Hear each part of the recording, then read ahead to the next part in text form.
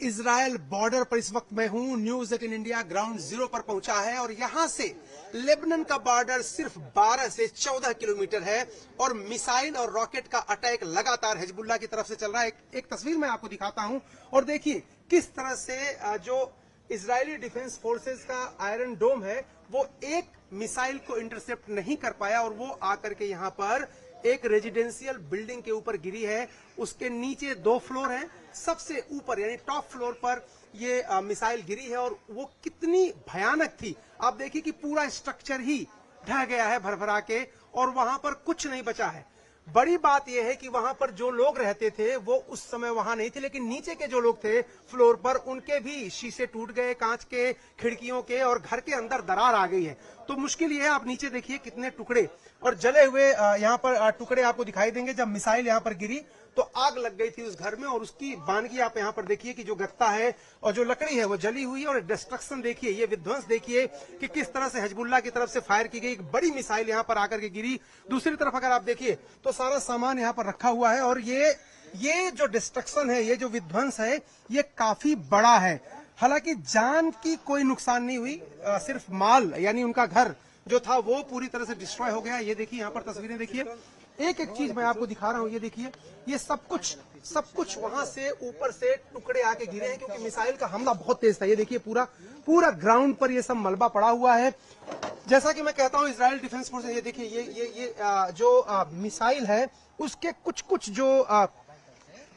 जो उसके पार्ट्स हैं वो भी यहाँ पर दिखाई दे रहे हैं। और जो इजरायली डिफेंस फोर्स के लोग हैं वो पहला काम क्या करते हैं, कहीं पर भी अगर कोई मिसाइल या रॉकेट गिरता है तो उसको तुरंत उठा ले जाते हैं। उसके पीछे एक मनोवैज्ञानिक वजह वो बताते हैं कि हमारे लोगों को ये नहीं दिखना चाहिए कि हिजबुल्लाह इतना ताकतवर है कि वो हमें हिट कर सकता है, तो वो निशान तुरंत ले जाते हैं। लेकिन ये जो विध्वंस है वो साफ साफ दिखाई दे रहा है। देखिए यहाँ के स्थानीय लोग हैं, स्फद SAFED स्फद का ये इलाका है और हम बॉर्डर की तरफ हैं। ये जो पर्सन है ये इनका घर 2nd फ्लोर पे है, यहाँ पर इनका घर था। So can you tell me what happened here? In like 5 p.m. Rocket launched here. It break down the roof. Yes. And it was a big explosion. I'm living in the floor and how do you say? It's not like 2nd floor. It's not like that. No, not like, but 2nd floor. I'm living the 2nd floor and all my roof is get down and all the windows explode. We didn't was there. We wanted my parents, but everything is broken. We need to repair everything, fix it all.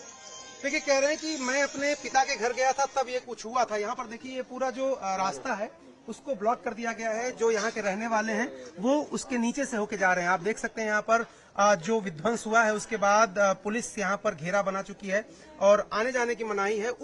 ऊपर कोई नहीं जा सकता। इस वक्त देखिए जांच भी यहाँ पर चल रही है।